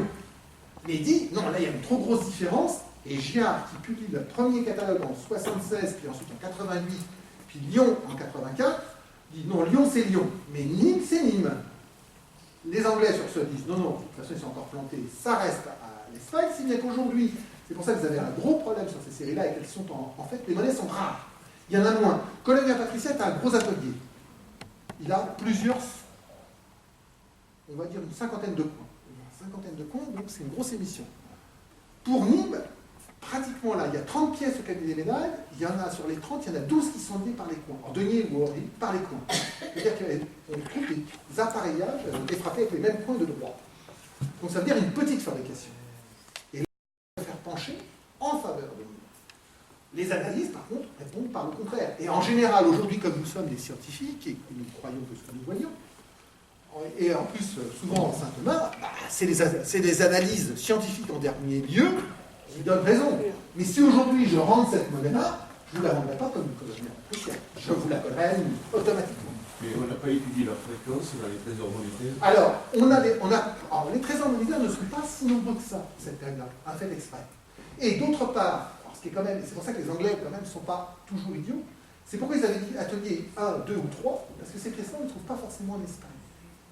Alors que normalement, quand vous avez des pièces qui sont frappées dans un atelier, on devrait principalement les trouver autour de l'atelier. Là, ce n'est pas forcément le cas. Mais les pièces voyagent beaucoup. On est à une période où l'Empire romain, on dit qu'à partir de 31, l'Empire de 27, l'Empire est en paix. Non, l'Empire va être en guerre. Rappelez-vous que Lucius meurt parce qu'il meurt des suites d'une blessure à l'épaule reçue par un carreau de flèche reçu en Arménie. On est en guerre avec les Parthes, on est en guerre en Espagne, les Gaulois se sont soulevés, il y a plein de révoltes. Simplement, c'est plus la guerre énorme, la guerre civile, comme on l'a connue. C'est des petites choses. Donc voilà. C'est pour ça qu'il y a toujours des arguments en l'un. D'ailleurs, le point d'interrogation n'était pas anodin au départ. Et la Pax Romana, alors, le but de Teuton. Mais la Pax Romana, c'est Auguste qui l'amène, parce qu'à partir du moment où il a fini, il a gagné. Mais la Pax Romana, révolte de Sacrovir en 21, révolte de Tacfarinas en 17. Vous allez avoir des révoltes tout le temps. Les Gaulois vont se révolter en 68-69. Vous aurez des guerres civiles. Vous aurez des révoltes d'usurpateurs. C'est comme si aujourd'hui on nous disait la crise n'existe pas. La crise, elle a commencé en 73 et elle ne s'est jamais arrêtée. Et on est toujours en crise. Et on est toujours sur cette crise du pétrole parce qu'on a été incapable de régler une question qui est de rétablir la paix au Proche-Orient entre Israël et ses voisins. Il suffit de reprendre Astérix en Israël, chez les Juifs, et à un moment donné, vous avez Astérix et Obélix excédés qui disent il y a un groupe de Mèdes, pardon, vous n'auriez pas vu une bande d'Assyriens, suivez les flèches. Depuis 2000 ans, ces gens-là se foutent sur la figure, et ils n'ont pas arrêté, et ça continue encore aujourd'hui. La crise, elle existe toujours. Et bien, l'Empire romain est en Pax Romana, parce qu'il y a une Mare Nostrum, et que grosso modo, ça va à peu près bien, mais en réalité, il y a toujours des petites guerres qui existent. Et c'est moins important qu'au 3e et au 4e siècle quand ça va péter, et au 5e quand l'Empire romain disparaîtra. Mais en attendant, sinon il n'y aurait pas eu besoin de 30 légions pour maintenir la paix. Je vous rappelle qu'avant le génocide juif de la Deuxième Guerre mondiale, vous savez qui est le plus grand tueur de juifs? Enfin, les deux plus grands tueurs de juifs? Titus, lors de la première guerre de Judée en 66-70, 700 000 personnes. Et, allez, le deuxième. Pardon? Le deuxième empereur qui a tué le plus de juifs. Bon allez, c'est un empereur génial que tout le monde aime. Marguerite Yourcenar l'aimait, tout comme Et le mort d'Adrien. Adrien, 1 million de morts entre 130. La moitié de la population de Judée a été liquidée par Adrien. Judée et toute la région. Ok? Donc voilà. Et on est en paix romaine. Adrien, c'est la période d'Antonine, c'est là où ça marche le mieux. Donc il n'y a pas de paix romaine. Ça, c'est ce qu'on nous donne. C'est vrai que ça existe, et c'était le titre de l'ouvrage de Paul Petit, paru dans les années 70, la paix romaine. Mais en attendant, non. L'Empire romain va connaître des périodes de tranquillité et de relative passivité, mais en réalité, ils sont toujours en train de se battre aux frontières. Je vous rappelle, rappelez-vous Auguste en 9, Varus rend moins mes légions. Le Teutober, où il s'est fait tailler où les troupes de Varus, les 3 légions se sont fait tailler en pièces par les troupes d'Arminius. Donc c'est comme si aujourd'hui, Hollande avait envoyé 20 000 hommes et ils sont tous morts au Liban ou au Mali. Oui, mais on en connaît les raisons. Oui, il y avait des traîtrises, il y avait plein de choses. Mais en attendant, c'est des guerres quand même. Est-ce qu'on pourrait imaginer que l'ordre utilisé en Espagne pourrait être, pour des questions de sécurité, amené à Nîmes et que... Tout à fait, on l'a déjà imaginé. C'est une des hypothèses d'ailleurs émises par Jean-Baptiste Gérard. En d'autre part, rappelez-vous, les pays de Nîmes, à l'époque, les grands, l'Égypte, c'était des richesses. Il y avait de l'or en Nubie, et puis sur la côte orientale, et beaucoup de pierres précieuses. Mais les plus grosses mines, et c'est d'ailleurs raison de la conquête, les plus grosses mines à l'époque, au 1er siècle avant notre ère, jusqu'au 1er siècle après notre ère, avant la conquête de la Bretagne, c'est l'Espagne. Et après, ça sera la Dacie. C'est-à-dire que les Romains font de la guerre, c'est jamais beau et c'est jamais bien. Et on fait toujours la même chose, que ce soit hier, avant-hier, aujourd'hui ou demain, on fait toujours la guerre pour du pognon. On veut l'argent, on veut l'or, on veut les richesses. La Dacie, c'était le ventre mou dans l'Empire romain, mais avant, c'était la plus grosse région en or, et tout, vous n'auriez pas la colonne Trajane, vous n'auriez pas le forum de Trajan, la basilique Ulpienne, le forum de Trajan, si Trajan n'avait pas été foutu le bordel en Dacie, il n'avait pas conquis cette province. Et l'Espagne, ça a été exactement. Alors l'Espagne, c'est une guerre beaucoup plus longue, avec des ramifications beaucoup plus complexes. Il y a eu les Carthaginois d'abord, et ensuite les Celtibères qui ont résisté pendant 50 ans. Le siège de Byzance, c'est 20 ans. Et les gens se suicident à la fin pour ne pas tomber vivants. Hein. Avant les bûchers cathares, il y a le bûcher de Numance. Ils préfèrent se jeter au feu ou s'entretuer plutôt que de tomber vivants entre les mains des Romains. Et on est en 133 avant Jésus-Christ. Il y a plus de 100 ans avant Auguste. Donc voilà, ça aussi c'est important. Oui? Je voulais savoir le monument qui représente. C'est pas un monument, c'est un hôtel. Donc un hôtel, donc ça peut être un monument qui a existé, mais c'est en même temps un hôtel, c'est un symbole religieux. C'est-à-dire que ça sacralise la légende. Donc c'est, excusez-moi, je ne l'ai pas décrit. Donc Fortune, Redu, Caesari, Hoc, SPQR. Ce qu'il faut lire par Fortunae Reduci, Caesari Augustis, Senatus Populusque Romanus, au retour de la fortune de César Auguste, le Sénat et le peuple romain. D'accord? Donc c'est un monument tutélaire, c'est-à-dire que ça pourrait être n'importe quoi, mais ça ne veut pas dire qu'il n'a pas existé. Pensez à l'Arapakis qui est à Rome, et qui a été restauré, qu'on peut revisiter actuellement, qui est juste à côté du Tibre, et qui est un hôtel monumental qui au départ a aussi figuré sur les mains. Car les Romains vont faire figurer. Les Romains sont des analystes et sont des gens qui sont très attachés à commémorer tout ce qui existe. Donc ils vont mettre les noms, ils vont mettre les monuments, ils vont mettre les personnages, et ils accordent énormément d'importance, ils sont très super satisfaits, et ils accordent énormément d'importance à la chronologie. Donc ils vont commémorer les événements. J'espère avoir répondu. Mais on ne sait pas, si le monument existait, on ne sait pas où il était. Hein. Mais ça peut avoir été un monument véridique, existant. Mais il n'était pas à Rome, puisque de toute façon, l'atelier est local. En général, on va trouver le monument où l'atelier, à Rome, on a le temple de Mars Centaure, ou le temple d'Apollon Actien, ou le temple de Vesta, c'est des monuments de Rome. Et les monnaies sont de Rome. Donc là, ça voudrait dire un hôtel à Nîmes. On ne l'a pas retrouvé celui-là, en tout cas. Ah, bah, avec des si, on mettrait Nîmes en bouteille. Bon, il va falloir le chercher. Bon, je crois qu'on a tous assez souffert. Jean-Claude, je vous remercie d'avoir été aussi nombreux, d'avoir prêté attention. Je pense qu'on peut encore remercier la mairie d'Anduze et son équipe municipale parce qu'ils nous apportent un grand concours. remercier le club municipalique Cévenol. On a le président là devant les. Ça y est, c'est pas. Et puis vous tous qui êtes venus et qui avez subi. Voilà. Et